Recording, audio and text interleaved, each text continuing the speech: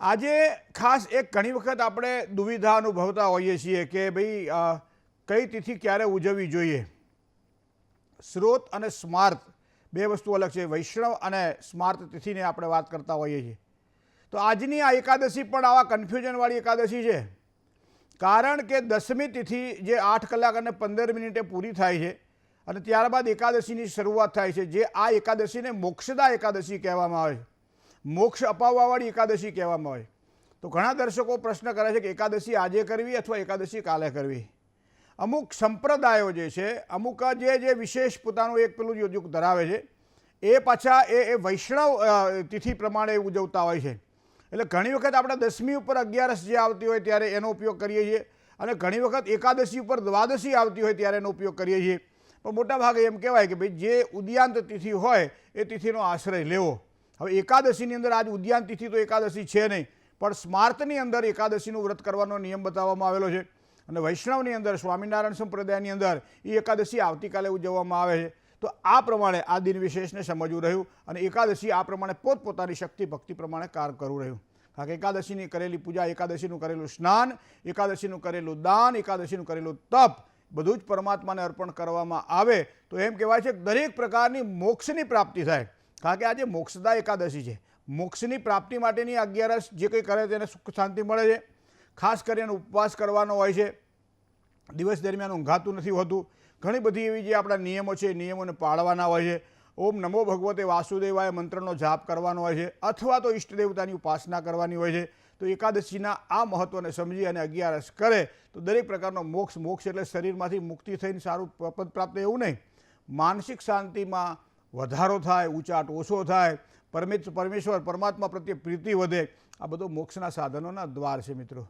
તો આજની આ એકાદશીનું આ મહત્ત્વ આપણે સમજવું રહ્યું. હવે આજે વાત કરવી છે આપણે શ્રીશ્ચતે લક્ષ્મીચ પત્ન્યા વહોરાત્રે પાર્શ્વે નક્ષત્રાણી રૂપમશ્વિનો વ્યાતમ ઈક્ષણ નિખાણમ મુમૈખાણમ સર્વલોકમ મૈખાણ. લક્ષ્મીજીની તો લક્ષ્મીજી માટે આપણે એમ કહેવાય છે કે સમુદ્ર વસને દેવી પર્વત સ્તન મંડલે અને વિષ્ણુ પત્ની નમસ્તુભ્યમ. આ વિષ્ણુની પત્ની છે, ભગવાન શ્રી નારાયણ કહેતા ભગવાન શ્રી હરિની અર્ધાંગિની છે લક્ષ્મીજી. તો એની ઉપાસના આપણે કરવી હોય તો કઈ કઈ જગ્યાએ આપણને લક્ષ્મીજી દેખાવા જોઈએ. કારણ કે લક્ષ્મીજી ખાલી જે કહેવાય કે ભાઈ આ છે ખરું, ઘણી બધી અશ્વદાય, ગૌદાય, ધનદાય, મહા બધું છે ખરું, પણ એમાં કઈ કઈ જગ્યાએ મને લક્ષ્મી દેખાય અને એ લક્ષ્મી મને શું આપે છે?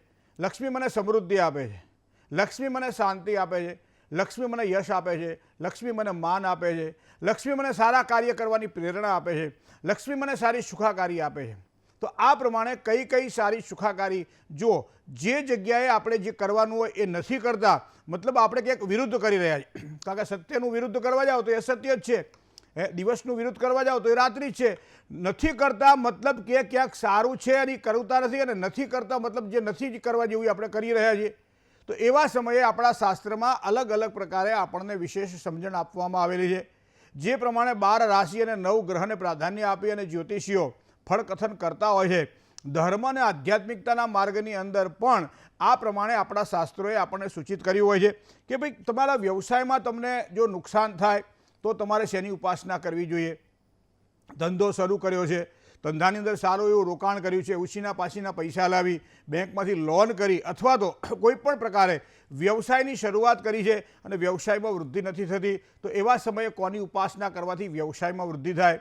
ઘણી વખત શરૂઆતમાં વ્યવસાય ખૂબ સારો ચાલે છે પણ આપણી આવડત ઓછી હોય અથવા અન્ય વ્યક્તિઓ દ્વારા છેતરામણીનો અનુભવ થાય અને એના કારણે આપણો વ્યવસાય ઠપ થઈ જાય, આપણો વ્યવસાય બ્લોક થઈ જાય. તો એવા સમયે કોની ઉપાસના કરવી જેના કારણે આપણને સારા વ્યવસાયની, સારી સુખાકારીની પ્રાપ્તિ થાય?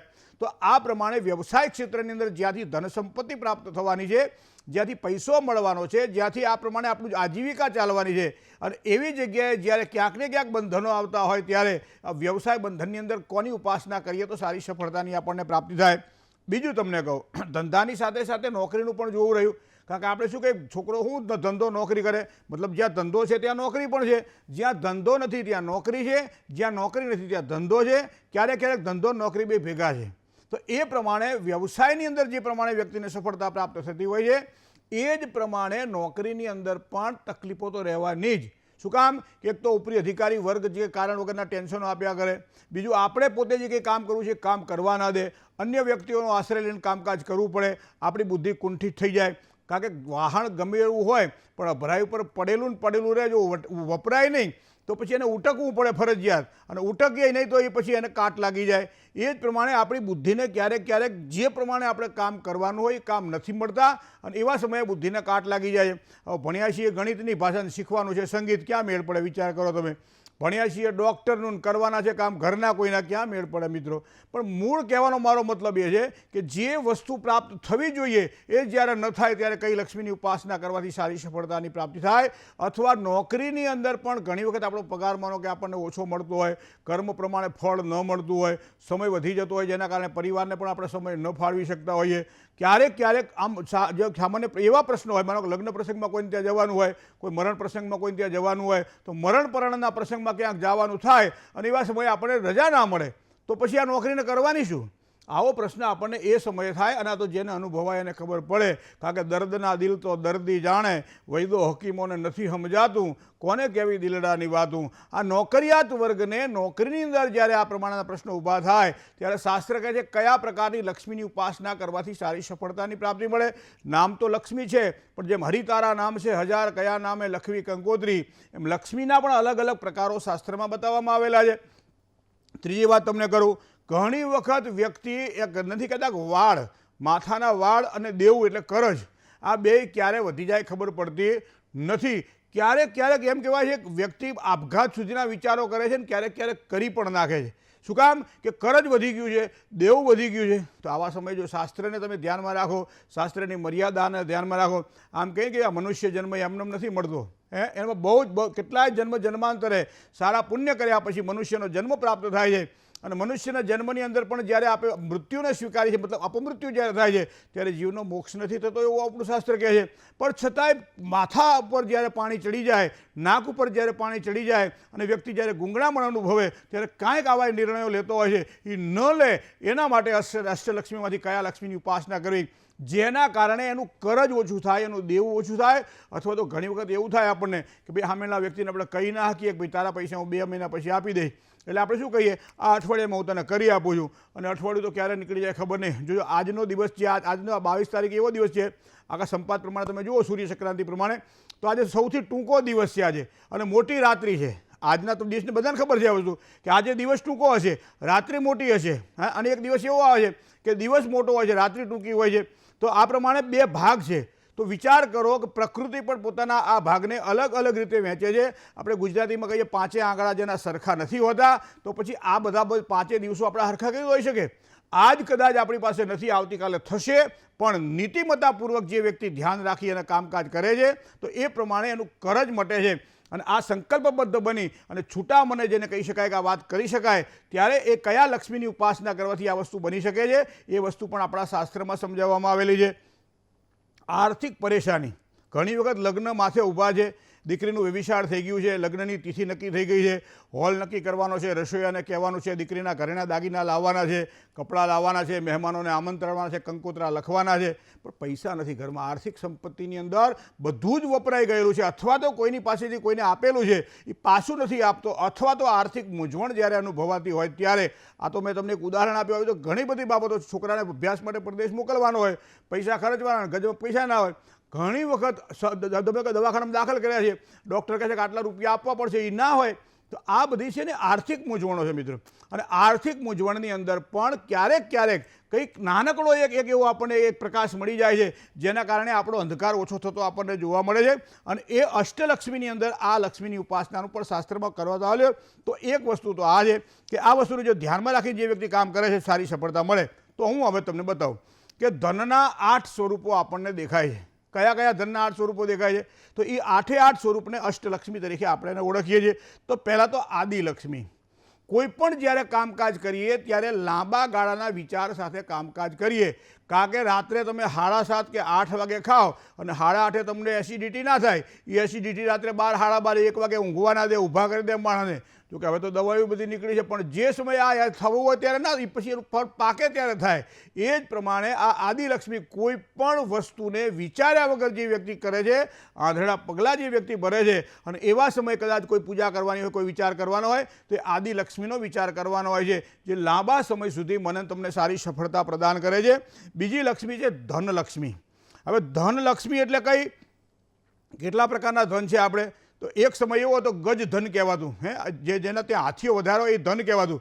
ગજધન, ગૌધન, ગૌધન એટલે ગાયોનું ધન કહેવાતું, બરાબર. અશ્વધન, જેને ત્યાં વધારે, આ એક સમય એવો હતો. અત્યારે ગાડીઓ વધારે હોય ને એને ધનવાન માનવામાં આવે છે, બંગલા મોટા હોય એને ધનવાન માંગવામાં આવે, પણ બધું બહાર જુઓ તો બધું ખોલમ ખોલ ને અંદર જુઓ તો પોલમ પોલ. આવું નહીં, આમાં મજબૂતીકરણ. અમુક મૂર્તિઓ તમે ભગવાનની જોજો, બહારથી આમ સરસ દેખાય પણ અંદર પોલી હોય હાવ, એટલે હાવ વજનમાં હલકી લાગે. એ જ પ્રમાણે અહીંયા જે વાત કરવી છે એ ધનલક્ષ્મીની વાત કરવી. ગૌધન, ગજધન, અશ્વધન અને ઓર રતન ધન ખાણ. એ રતન ધન એટલે બધા રત્નો જેની પાસે હોય, સોનું હોય, સંપત્તિ હોય. એક સમય એવો હતો કે છોકરાઓને જ્યારે સંપત્તિ આપવાની હોય, વહેંચવાની હોય, ત્યારે આટલા તોલા હોનું, આટલા તોલા ચાંદી, આટલી જમીન, પહેલાં બાપા છોકરાઓને ભાગ પાડતા ત્યારે આ રીતનું આપતા હતા. હવે અત્યારે તમે જુઓ, કોઈ આપે છે? ના. શું આપે છે? દેવા આપે છે, કે મેં આટલું દેવું આનું કર્યું છે, આટલું કર્જ આનું કર્યું છે, એ છોકરાઓ તમારે ચૂકવી દેવાનું, અને પછી જમીન વેચીને ચૂકવો, કે તમે ઘર વેચીને ચૂકવો, કે તમે તમારી જાતને વેચો, પણ આ ચૂકવી દેવું પડે, અથવા હું ચૂકવીશ તો એનું તમારે મને આપવું પડશે. તો આ પ્રમાણે વ્યક્તિની જે મહત્તા જે છે એ ધનલક્ષ્મીની વાત જ્યારે આવતી હોય ત્યારે આ વસ્તુ ધ્યાનમાં રાખવી હોય કે આ મારા માટે લક્ષ્મી છે. યોગ્ય રીતે યોગ્ય જગ્યાએ એનો ઉપયોગ કરવામાં આવે ત્યારે ધનલક્ષ્મીની પૂજા કરતી ગણાય છે. ત્રીજી વાત હું તમને કરું, ઐશ્વર્યલક્ષ્મી, જેને ભાગ્યલક્ષ્મી કહેવામાં આવે છે. ઘણી વખત આપણા ત્યાં ઘણું બધું તપ કરીએ, જપ કરીએ, પૂજા કરીએ, બાજુના ઘરવાળા તમે જુઓ તો મંદિરે દર્શન કરવા ના જતા હોય, ઘરમાં દીવોય ના કરતા હોય, આવું આપણે જોયું ને. અને આપણે તો સવારમાં દેવ દર્શન કરતા હોઈએ, મંદિરે જતા હોય, માળા કરતા હોય, વડીલોની સેવા કરતા હોઈએ, છતાં ઠનઠન ગોપાલ હોઈએ, ત્યારે સામાન્ય પ્રશ્ન આપણને થાય કે ભાઈ આ કંઈ નથી કરતો, નાના તો આટલું બધું છે અને હું આટલું બધું કરું છું છતાં મને કેમ નથી પ્રાપ્ત થતું. પણ આવા સમયે તમારે ભાગ્યલક્ષ્મીને યાદ કરવી પડે કે એના ભાગ્યમાં પહેલાંથી ભગવાને નિર્માણ કરેલું છે, એનું પોતાનું કર્મ એવું છે કે પહેલાં એનું રોકાણ કરેલું છે, હવે એ પોતે વાપરી રહ્યા છે. એક બેનના ત્યાં જેને કહેવાય ને, એક સંત મહારાજ પધાર્યા હતા, એટલે સંત મહારાજે દીકરીને પૂછ્યું કે દીકરીમાં મજામાં છો ને? કે આ મજામાં છીએ, વાસી બધું ખાઈ છીએ. ત્યારે એની સાસુને એવું લાગ્યું કે આ વહુ તરીકે કાલ સવારમાં આવેલી આ દીકરી બીજા વ્યક્તિને વાસી ખાવાનું કેમ કહે છે? વાસી બધું ખાઈ છે એમ કે. એ જતી રહે, ગોરબા જતા રહ્યા દેવ. પછી પેલી વહુને પૂછ્યું હળવેકથી કે બેટા તે આવું શું કામ કીધું? તો કે એ ભાષામાં સમજે છે સાધુ સંત, એટલા માટે મેં કીધું વાસી ખાઈએ છીએ, મતલબ અમે જે કંઈક આ જે ધન વૈભવ સંપત્તિ આ બધું દેખાય છે ને, એ ગયા દિવસનું કમાયેલું આજે ખાઈએ છીએ. ગયા જન્મનું કમાયેલું આજે ખાઈએ, આ જન્મમાં કંઈ ભેગું કરતા નથી. આ જન્મમાં દેવ દર્શન કરતા નથી, પૂજાપાઠ કરતા નથી, ધર્મ ધ્યાન કરતા નથી, દેવ મંદિરે જતા નથી, દાન દેતા નથી, પણ વાસી ખાઈએ, મતલબ કે ગયા જન્મનું અમારી પાસે જે આવેલું છે એ આ જન્મમાં અમે ભોગવી રહ્યા છીએ, મતલબ વાસી ખાઈએ છીએ. તો આ સમયે જ્યારે ધ્યાન રાખવાની આવે ત્યારે લક્ષ્મીનો એક પ્રકાર જે છે એને ઐશ્વર્ય લક્ષ્મી. અને ઐશ્વર્યલક્ષ્મી જેની પ્રાપ્ત હોય, સમજી લો બધા જ કાર્યને સફળ થાય છે, માન સન્માન અને પ્રતિષ્ઠામાં વધારો થાય. ત્યારે સમજી લેવાનું કે ઐશ્વર્યલક્ષ્મીની કૃપા આપણા ઉપર છે. એ શરીરને કોઈ માન આપતું નથી, પેઢીને કોઈ માન આપતું નથી, પરિવારને કોઈ માન આપતું નથી, કુટુંબને કોઈ માન આપતું નથી. કારણ હું તમને કહું કે મોટા મોટા મહીપતિ કંઈક ગજબ હતા ગંભીર, અને એના બળતા શરીર મહાણે જોયા મેકરણ. મરી જાય પછી જ્યારે એની કીર્તિમાં કહેવાય અખંડ જ્યારે જાગતી હોય ત્યારે આ ઐશ્વર્યલક્ષ્મીની ઉપાસના કરી આપણા માટે લેખે લાગે છે. અને એ જ રીતે ઘરની અંદર જે સંતાન છે ને, એ સંતાન પણ લક્ષ્મી સ્વરૂપે છે. અને એટલા માટે આજ પણ દીકરીને પૂજવામાં આવે છે, આજ પણ દીકરીની પૂજા કરવામાં આવે છે, એને ચાંદલો કરવામાં આવે છે, એ દીકરીના પગ પખાડવામાં આવે. શું કામ? કે મારા ઘરમાં લક્ષ્મી સ્વરૂપે પ્રવેશી છે અને એના આવ્યા પછી મારા ભાગ્યની ઉન્નતિ, મારા ભાગ્યની તરક્કી થઈ છે. તમે જોજો ઘણા ઘરોની અંદર મેં જોયું છે કે દીકરી સાસરે જાય ને તો પણ એના પગલાં લઈ લે, કંકુ પગલાં, અને પોતાની તિજોરીમાં રાખી દે. શું કામ? કે અમારી લક્ષ્મી સ્વરૂપ આ દીકરી જ્યાં જાય તો સુખ ભોગવે જ, સુખ આપે જ, પણ એ સુખ મને પણ પ્રાપ્ત થાય. કારણ કે આ સંતાન એ મારા માટે લક્ષ્મી છે, અને આ લક્ષ્મીની ઉપાસના જો આપણે પ્રેમથી કરીએ તો સારી સફળતાની પ્રાપ્તિ થાય. બીજી વાત તમને કરું, ધાન્ય લક્ષ્મી. કોઈના ત્યાં આપણે ખાવા જઈએ અને થાળીમાં જેટલું ખવાય એટલું ખાઈએ અને બગાડીને બાકી બધું એંઠ તરીકે નાખી દઈએ. સમજી લો ધનલક્ષ્મી, આ જે ધાન્ય લક્ષ્મીનો તમે વિરોધ કરી રહ્યા છો, તમે લક્ષ્મીજીને ઠેલું મારી રહ્યા છો, તમે લક્ષ્મીને પાછા ઠેલી રહ્યા છો. તમારા ઘરમાં લક્ષ્મીજી નહીં આવે. કોઈ પણ વ્યક્તિના ઘેર જમવા જાઓ ત્યારે તમારી થાળીમાં એઠું પડેલું છે, એક એઠું પડેલી આ વસ્તુ છે, અને એ તમારા નથી ખાવામાં આવતી. ત્યારે એક જ વિચાર કરવાનો કે આ બટાકા જે હું ખાઉં છું, બટાકાના શાકને મેં બટાકા મૂકી રાખ્યા છે, ફેંકી દેશે અને કચરા પેટીમાં જશે. અને એ એંઠ બની જશે તો આ બટાકાને વાવવા માટે ખેડૂતને કેટલો પરિશ્રમ પડ્યો હશે, કેવી રીતે એને વાવ્યા હશે, ટાઢ તાપ તડકો સહન કરીને ઉગાડ્યા હશે, ગામમાં જઈને વેચ્યા હશે, પૈસા જે મળ્યા હશે એના કારણે એનું પરિવારનું પોષણ થયું હશે, કેટલું બધું તમારે વિચારવાનું છે. જે રસોઈયાએ બનાવ્યું છે એ રાત્રિ દરમિયાન આખી રાત બેસી અને આ બધું બનાવ્યું છે અને ત્યારે સવારમાં મારા હાથમાં આવે છે, બપોરે કે સાંજે મારા હાથમાં આવે છે, મારાથી વગાડાય કેમ આ વસ્તુને. પણ જે વ્યક્તિ આ રીતે અન્નનો બગાડ કરે છે અને એટલા માટે જ અન્નને પણ એમ કહેવાય છે લક્ષ્મીજીનું સ્વરૂપ માનવામાં આવે છે અને એટલા માટે એમ કહેવાય સહેજ પણ તમારે કંઈક આ રીતનો અન્નનો તમે બગાડ કરો ત્યારે તમને કારણ વગરના લક્ષ્મીજીની તમે બગાડ કર્યો છે અને એ લક્ષ્મીજી તમારી પાસે આવતા નથી. એથી તમને આગળ જાઉં.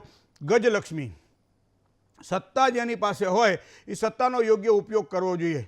પિતા તરીકે તમારો જો ભાવ આપેલો હોય ભગવાને તો પુત્ર સંતાનોને પરિવારને બધાને સરખી રીતે રાખવા જોઈએ. વ્યક્તિ એક છે પણ એની ભાવના અલગ અલગ છે.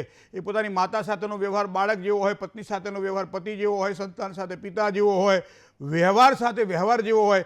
વ્યક્તિ એક છે પણ એના વિભાગ અલગ અલગ પડે છે. એમ રાજ્ય સત્તાની અંદર પણ સરકારની અંદર પણ જ્યારે સારી સફળતા જોઈતી હોય ત્યારે તમારે આ લક્ષ્મીની ઉપાસના કરવી જોઈએ અને એનું નામ છે ગજલક્ષ્મી. અને એટલા માટે તમે આજ જોજો દરેકના ઘરમાં મોટા ભાગે લક્ષ્મીજીની પ્રાપ્તિ કરવાની હોય ત્યારે વાસ્તુશાસ્ત્રીઓ આપણને શું કહે છે કે ભાઈ હાથી રાખો. હાથી તમારા ઘરમાં રહેશે તો સંપત્તિ તમારી વચ્ચે, સમૃદ્ધિ તમારી વચ્ચે એમ આપણને કહે છે ને. અને એમાં તમે સ્ફટિકના હાથી રાખો અથવા તો સારી રીતે તમે હાથી રાખો, આ દિશામાં તમે રાખો, આ રીતે મોઢું રહે એ રીતે રાખો.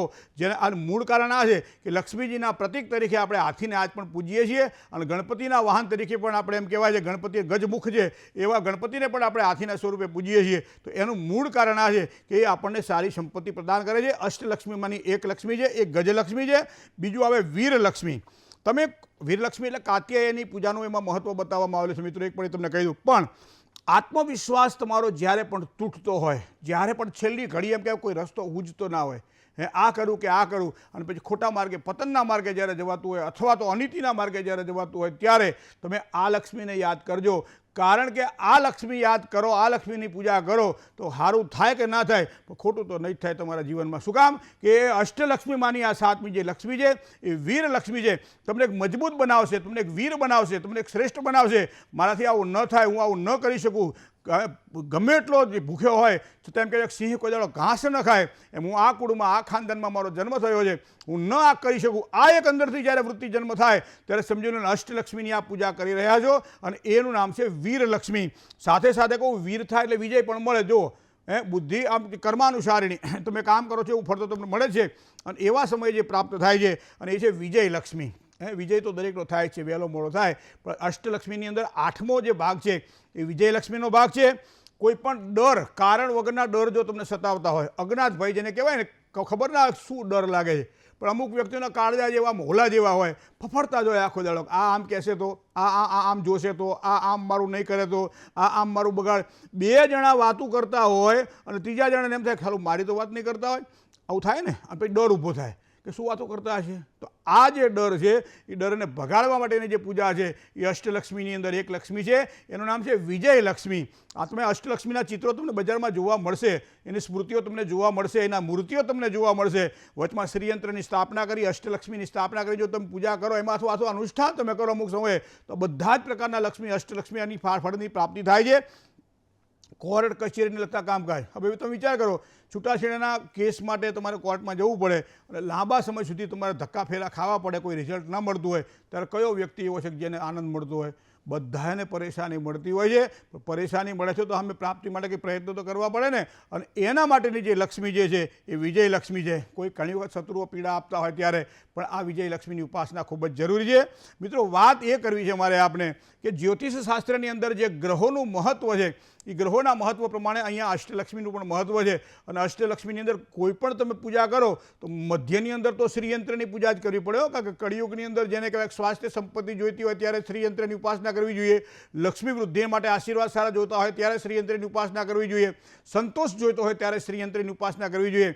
મધ્યમાં લાલ કપડામાં શ્રીયંત્રની સ્થાપના કરવામાં આવે, મેરુપુષ્ઠ ભૂપુષ્ઠ જે કંઈ હોય એ શ્રીયંત્રની વિધિવત સ્થાપના કરવામાં આવે અને અષ્ટલક્ષ્મીને 8 ખૂણામાં ગોઠવવામાં આવે અને પછી જે વ્યક્તિ વ્યવસ્થિત રીતે જેને કહેવાય અનુષ્ઠાનપૂર્વક જે પૂજા કરે છે અને શ્રીમ રીમ શ્રીમ કમલે કમલાલય પ્રસિદ્ધ શ્રીમ રીમ શ્રીમ મહાલક્ષ્મીએ નમઃ આ મંત્રના અખંડ જાપ કરે છે, એક સરસ મજાનો ઘીનો એક તેલનો દીવો બાળે છે, 3 કે 5 અગરબત્તી કરે છે, સ્વાસ્થ્યને સુધારવા માટે ગંગાજળ છાંટી વાતાવરણને પવિત્ર બનાવે છે, મંત્રના જાપની સાથે સાથે શુદ્ધત્વ કેળવે છે, ભગવાનને માતાજીને નિવેદમાં તમે ખીર ધરાવો છો અને ત્યારબાદ માતાજીની ઉપાસના અને માતાજીની પૂજા કરો છો ત્યારે સમજી લો મા ભગવતી આપણા આંગણે આવે છે અને આ બધી જ બાબતમાં આ બધી જ પીડાઓમાંથી ધીમે ધીમે આપણે રાહત પણ અનુભવીએ છીએ.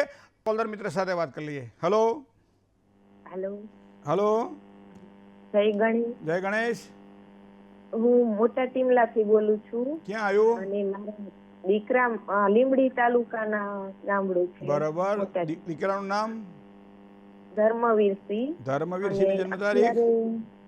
એની જન્મ તારીખ છે 20/12/2006. 20/12/2006. હા, જન્મ સમય બપોરે 3. બરાબર.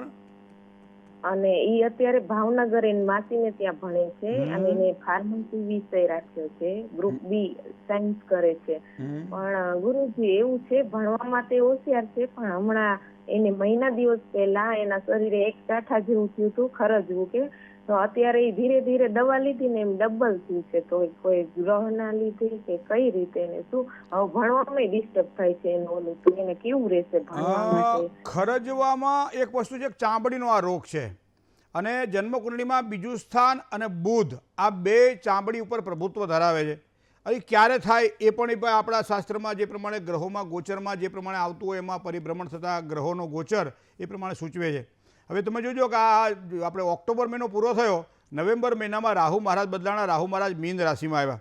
હવે આ મીન રાશિ 12મા સ્થાનમાં આવી, મતલબ કે જે કહેવાય કે રોગ અને શત્રુ સ્થાનથી 7મા સ્થાનમાં આવી. બીજી વાત તમને કરું કે બુધ જે છે એ જે કહેવાય કે એ 8મે બેઠેલો છે, તો યોગ્ય ઉપચાર કરવાથી સફળતા તો પ્રાપ્ત થવાની છે. બીજું વિશેષ કોઈ ટેન્શન લેવાની જરૂર નથી, ખાલી યોગ્ય ઉપચારની જરૂર છે. અને આવી બાબતોની અંદર આયુર્વેદ આપણા માટે આશીર્વાદરૂપ છે. તો આ બુધ આયુર્વેદના આધારે આપણે સારા થઈ શકશું એ વસ્તુ ચોક્કસ છે. એક વસ્તુ ધ્યાન. બીજી વસ્તુ છે કે અહીંયા સૂર્યચંદ્ર ભેગા મતલબ અમાસનો જન્મ છે. ઘણી વખત એવું થાય કે ભાઈ એક નાનકડી વસ્તુ ખોટી થાય ને પછી બહુ ખોટા વિચારો આવવાના ચાલુ થઈ જાય. તો એના કારણે જે વિવરિંગ માઇન્ડ અથવા તો કહેવાય કે અનકોન્સ્ટેબલ આ બધું રહ્યા કરે. તો આના માટે તમારે કંઈ પિતૃઓની શાંતિ, પિતૃઓની પૂજા જો કરવા જોઈએ. અમાસ જનન શાંતિ પણ શાસ્ત્રમાં બતાવવામાં આવેલી છે. તો એ જો કરવામાં આવશે તો મને લાગે છે કદાચ પિતૃઓની કૃપાના કારણે પણ એને સારા સ્વાસ્થ્યની પ્રાપ્તિ થાય. પિતૃઓ કંઈ હાથવાત કંઈ આપી ના દે પણ જ્યારે સારો રસ્તો બતાવે ત્યારે સમજી લેવાનું કે પિતૃના આશીર્વાદ રૂપે આપણને પ્રાપ્ત થયું છે. તો કરાવજો બેન, ચોક્કસ સફળતા મળશે. વિશેષ કોઈ ટેન્શન લેવાની જરૂર નથી. જય ગણેશ. કોલર મિત્ર સાથે વાત કરીશું. હલો હલો હલો જય ગણેશ. જય ગણેશ.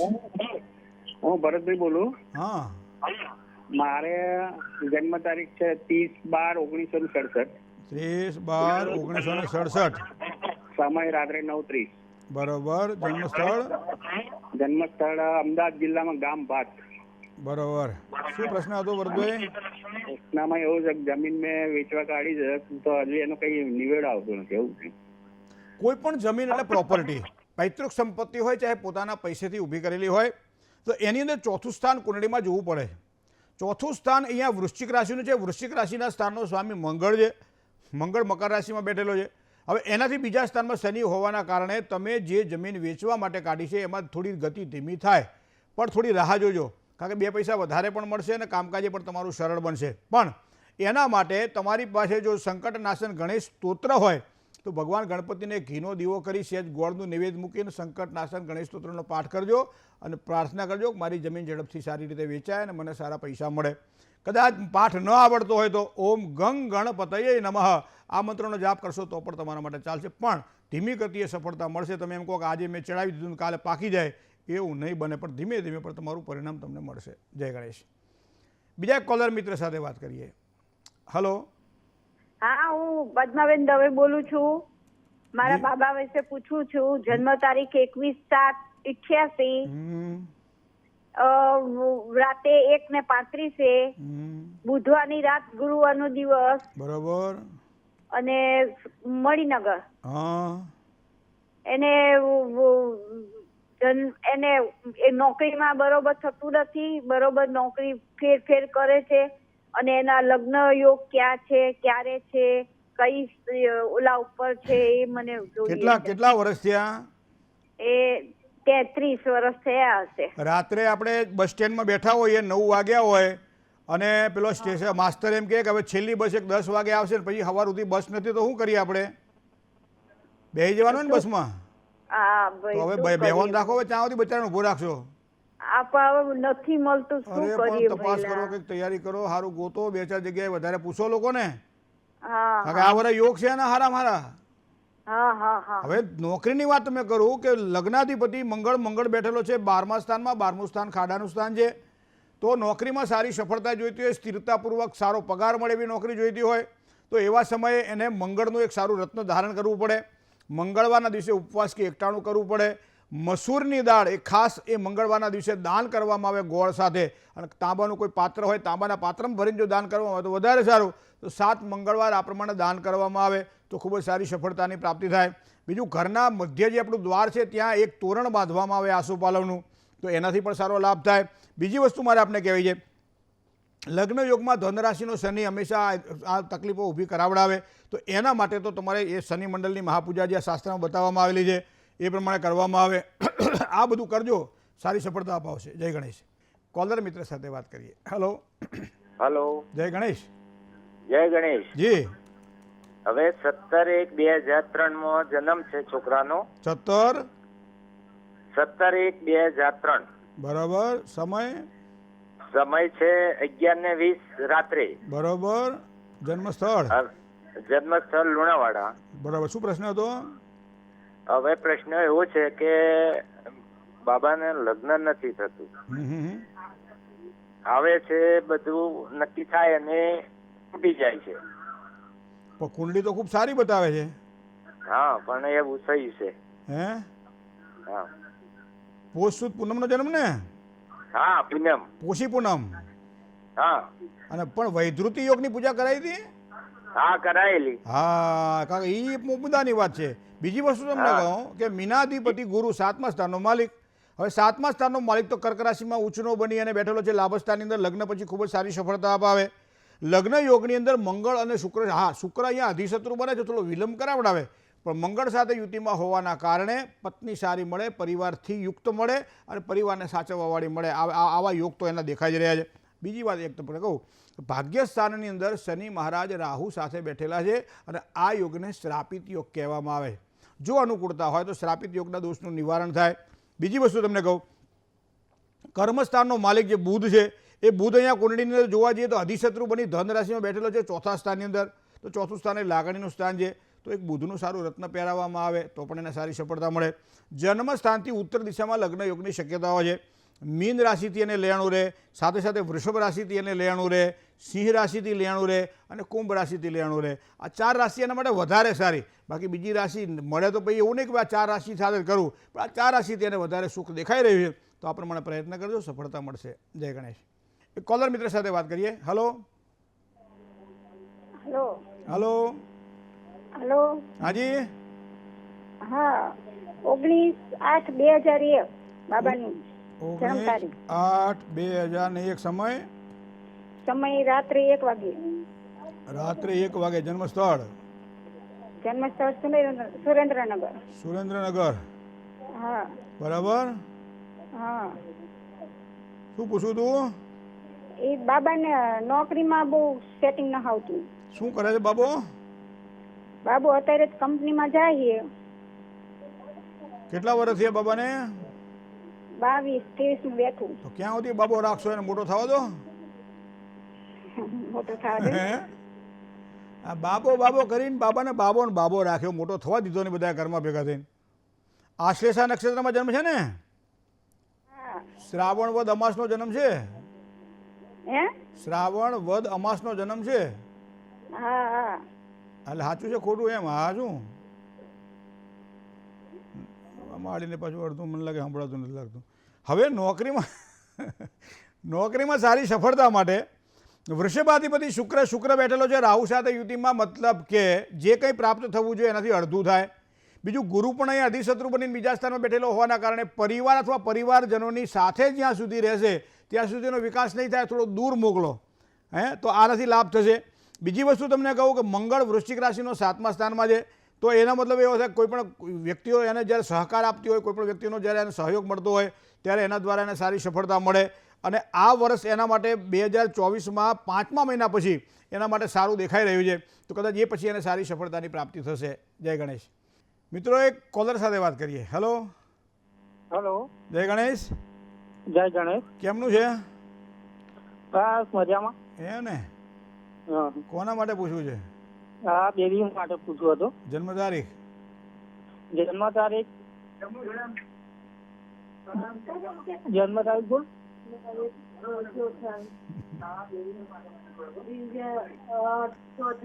તમારો આમાં પથારી કરતા મારો દાડો પડી જાય, હું શું ક્યારે? જલ્દી કહો. હે તમે અમને આ બેનને આપો ને મોબાઈલ. હેલો. હા, બેનને મોબાઈલ આપો. ચોથાની 3 હે ચોથાની 3 2000 એટલે હું સમજુ શું મારે? જન્મ તારીખ કઈ તારીખ? જન્મ તારીખ 3/4/2000. 3/4/2000 બરોબર. સમય સમય તો નહીં ખબર. હું તારા હવારમાં વહેલા ઉઠી ગયા. 3:15. હવારમાં ખાજે. બોલો, પ્રશ્ન શું હતો? હવે અંદર અંદર વાતો બંધ કરો, મારી યાર વાત કરો. શું પ્રશ્ન હતો? હે શું પ્રશ્ન છે? બોલો. અરે છોકરીના સંબંધ થાય છે. હા, છોકરીના સંબંધ થાય છે ને તૂટી જાય છે. અચ્છા, એવું કંઈક છે એમ ને? હા. બરોબર. કાલ સર્પ યોગ તો કુંડળીમાં છે. બીજું રાહુ 12મા સ્થાનમાં છે, જે લગ્નમાં વારંવાર તમે કીધું એ પ્રમાણે થાય. ગુરુ મંગળ સાથે યુતિમાં હોવાના કારણે યોગ્ય પાત્ર જે કહેવાય કે ભાઈ કંઈક ને કંઈક પ્રશ્નો ઊભા થાય, જેના કારણે દાંપત્ય જીવનમાં છેક સુધી પહોંચી ના શકાય. બરાબર ને? તો આ બધી વસ્તુઓને ધ્યાનમાં જો રાખવામાં આવે તો મંગળ અને ગુરુ ભેગા હોવાના કારણે એક બૃહસ્પતિ શાંતિ કરાવડાવેલો. બીજું 12મા સ્થાનમાં રાહુ પિતૃદોષ પણ કરી રહ્યો છે. પિતૃ શાંતિની યોગ્ય પૂજા કરાવડાવવામાં આવે તો સારી સફળતાની પ્રાપ્તિ થાય, કારણ કે ફાગણ મહિનાના વદની 14નો જન્મ છે. એટલે આ બધી વસ્તુઓ થોડું ધ્યાનમાં રાખજો, યોગ્યનો ઉપાય કરાવજો, કદાચ આ વર્ષમાં સારું એનું ઠેકાણું પડશે. જય ગણેશ. કોલર મિત્ર સાથે વાત કરીએ. હલો. હાજી. જય ગણેશ. જય ગણેશ. હા, તારીખ છે 12/4/2001. 12/4/2001. સમય છે 11:30 સવારમાં. દિવસે હા, લુણાવાડા. બરાબર. હવે તે દિવસે ગુરુવાર હતો ને પાંચમ હતી. હવે આ છોકરીને મારે બેબીને લગ્ન થઈ ગયા પણ છૂટાછેડા કરવામાં આવ્યા છે. અને બાબાને ને આ બેબીને બંનેને સામસામે કરવું છે, તો સારું કઈ મેળ પડતો નથી. તો શું એનો જરા મને તપાસ કરીને કહો હકારી. શું તપાસ કરું આમાં? આમાં મેં કેવું છે એનો લગ્ન યોગ કેવા છે એ. પણ આ બેબીનો સ્વભાવ તમે સુધારી શકશો? પહેલા તો નક્કી કરો. હા, સુધારી શકીશું. પાકું? હાજી. નહીં તો પછી તકલીફ રહેશે. હો. હાજી. હા, અને પણ એક વસ્તુ ધ્યાનમાં રાખીએ આપણે, ક્યારેક ભોજનની અંદર મીઠું વધારે પડી જાય તો જેમ સારી અને સાચી ગૃહિણી છે એ પેલી વસ્તુને વધારી દે, જેના કારણે મીઠું આપોઆપ ઓછું થઈ જાય. મોટું વરો હોય ને, વરો એટલે જ્યાં દાળના બધા ટબ ઉકળતા હોય અને એવા સમયે કદાચ કોઈ રસોઈયાથી મીઠું વધારે પડી જાય, શું કરે છે? એ ઈંટ લાવે છે અને કોરી ઈંટ લાવે છે. મેં આ જોયું એટલે હું તમને કહું. અને એ 2-3 ઈંટોને અંદર મૂકી દે છે, જેના કારણે ઈંટ પેલી જે કહેવાય ને ખારાશને ચૂસી લે અને દાળ સારી થાય. ઘણી વખત મારે તમારે આ વસ્તુ શીખવા જેવી. જ્યારે સમય પ્રતિકૂળ હોય ત્યારે મૌન રહેવું અને જ્યારે સમય અનુકૂળ હોય ત્યારે મનની વાત કરી દેવી. આ દાંપત્ય જીવનની સુખાકારીમાં છૂટાછેડા ન થાય એના માટેનો બહુ જ ટૂંકો ઉપાય છે. આપણે કંઈ હું તો મોઢે કહી દઉં, પણ આ મોઢે નથી કીધું, આ રાફડા નાખે અને એના કારણે શું થાય? પછી પારવાર ટેન્શન ઊભા થાય. ધન રાશિનો મંગળ કેવો છે? એક તો સ્વતંત્ર વિચારો આપે, કાર્યશક્તિ પોતાની હારામાં હારી કાર્યશક્તિ હોય, તકલીફ ઊભી કરાવડાવે. બીજી વસ્તુ તમને કહું કે રાહુ બેઠેલો છે મિથુન રાશિમાં અને એ પણ પાછો દેહ ભાવમાં. રાહુની મંગળ ઉપર પૂર્ણ દ્રષ્ટિ, આને કહેવાય છે અંગાર યોગ. અને એના કારણે લગ્ન તમે કીધું હાટે પેટે ભાઈઓનું બહેનનું સાથે આગળ પાછળ કરવું છે, પણ બને ત્યાં સુધી એવું ન કરો તો ધ્યાન રાખજો. જો થાય તો પછી ગણપતિ બાપા મોર્યા. પણ કારણ કે એમાં શું થાય છે કે એક દુઃખી થાય એટલે બીજાને આપોઆપ દુઃખી થવું પડે. આ તો નિયમ છે, 2 ટાયર આમાં બાજુમાં હોય એટલે એકને બ્રેક લાગે એટલે બીજું ખેંચાય. આ નિયમ છે. એક સમય એવો હતો ખાટા પેટાનો આપણો નિયમો હતા, અત્યારે તમારા પેલામાં હશે ખબર નહીં, પણ બને ત્યાં સુધી આ વસ્તુ મેં ઘણા બધા પેલામાં જોઈ છે. થોડું ધ્યાન રાખીને કામકાજ કરજો. પણ મને લાગે છે ત્યાં સુધી અહીંયા રાહુની પૂજા ખાસ એટલા માટે જરૂરી છે કારણ કે એક વખત તો લગ્નથી તૂટી ગયો મતલબ કુંભ વિવાહની કરવાની જરૂર નહીં, પણ રાહુની મહાપૂજા કરાવી શકાય. ધન રાશિનો મંગળ 7મા સ્થાનમાં હોવાના કારણે સિદ્ધિ બુદ્ધિ સાથે ભગવાન ગણપતિની ઉપાસના કરે તો ખૂબ જ એને સારો લાભ મળે. બીજી વાત હું તમને કહું, સૂર્ય શુક્ર સાથે યુતિમાં છે, જ્ઞાતિ ગોળ સમાજ એની અંદર કરવું હોય તો કરજો. બહાર કદાચ અથવા તો આપણી ઓળખાણની બહાર હોય એવા કોઈ પાત્ર સાથે પણ વિશાળ વિવાહ કરવામાં આવે તો સારી સફળતાની પ્રાપ્તિ થાય. મનનો કારક ચંદ્રમાં વૃશ્ચિક રાશિમાં અને બેઠેલો છે 6ઠા સ્થાનની અંદર, મતલબ મન ડામાડોળ વારંવાર રહ્યા કરે, વિચારો ખૂબ આવે, સાચા ખોટા વિચારો આવે, ક્રોધ આવે, તો એવા સમયે ચંદ્રની એક સારી વીંટી પહેરાવી દો ને, એ પહેરવાથી પણ એને સારો લાભ થશે. જય ગણેશ. બીજા એક કોલર મિત્ર સાથે વાત કરીએ. હલો હેલો, જય ગણેશ. જય ગણેશ. હા મારે મોટા ભાઈની બેબીનું પૂછવું હતું. હા એની જન્મ તારીખ છે 13/7/95, સમય 8:55 સવારે, બરોબર. અને સ્થળ મોરબી. શું પ્રશ્ન એને હતો? લગ્નનો યોગ કેદી છે ને, અને એની નોકરી ક્યારે મળશે સરકારી? ઘરનું ઘર ક્યારે થશે, સંતાનો ક્યારે થશે, એને આગળ ભવિષ્ય કેવું રહેશે, એના મા બાપ હાલ કેવું, આ બધું પૂછવું છે? ના. પૂછી લો ને. અને એની રાશિ કઈ આવે છે? એની રાશિ કઈ આવે છે? રાશિ એની ઉત્તરાષાઢ નક્ષત્ર છે એટલે મકર રાશિ આવે. ખ અને જ અક્ષર આવે. અષાઢ એકમ ને ગુરુવારનો જન્મ છે. પાકું? હા. લગ્ન યોગ અને નોકરી ભણે દીકરો છે દીકરી કોણ છે? એ મારા જેઠની દીકરી છે. હા. શું ભણી? એ બીકોમ અત્યારે બીકોમ કરે છે. બીકોમ એટલે શું કહેવાય? બીજી કોમ? હે બેન, બીએ કરે ને, શું કરે? એમબીએ કરે. એમબીએ. હજી પૂછી લો, ફાઇનલ કરો. ના, એમબીએ કરે છે. તો નોકરી શેમાં કરવી છે ને? નોકરી એને સરકારી નોકરી. એમબીએ ને સરકારી નોકરીમાં શું મળે? કઈ નોકરી મળે? આટલા બધા પ્રશ્નો મને તો ખબર હતી તો મને લાવ એમનો પ્રશ્ન પૂછું છે. મને કેટલા ટાઈમથી કહેતા હતા કે આવે છે મારે પ્રશ્ન. ગણપતિ બાપા મોરિયા બહુ સારો પ્રશ્ન પૂછ્યો. દીકરીના ભવિષ્યનો પ્રશ્ન છે, ભાગ્યના ઉદયનો પ્રશ્ન છે. દીકરી હોશિયાર છે. સૂર્ય શુક્ર અને બુધ આ 3 કુંડલીમાં લાભ સ્થાનમાં બેઠેલા છે, મતલબ ભણતરથી એનું ગણતર નક્કી થશે, મતલબ નોકરીના યોગ તો એના દેખાઈ રહ્યા છે.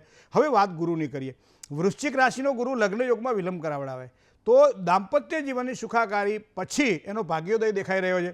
તો પહેલાં તો લગ્ન માટેની તૈયારી કરવી રહી, અને એના માટે તમારે એક બૃહસ્પતિ શાંતિ કરાવવી પડશે, કારણ કે અહીંયા ગુરુ છે ને નબળો બની રહ્યો છે, અને ગુરુ પાછો વૃશ્ચિક રાશિનો હોવાના કારણે લગ્નયુગમાં વિલંબ કરાવડાવે. 7મા સ્થાનનો માલિક 8મા સ્થાનમાં હોવાના કારણે બૃહસ્પતિ શાંતિની સાથે સાથે શનિ મંડળની મહાપૂજા પણ જો થાય તો ચોક્કસ કરાવડાવી લેવી જોઈએ. સૂર્યનું એક સારું રત્ન ધારણ કરે, જેના કારણે નોકરીમાં પણ સારી સફળતા મળે, અને સાથે સાથે પોતે દાંપત્ય જીવનમાં પણ સારી સુખાકારી ભોગવી શકશે. જય ગણેશ.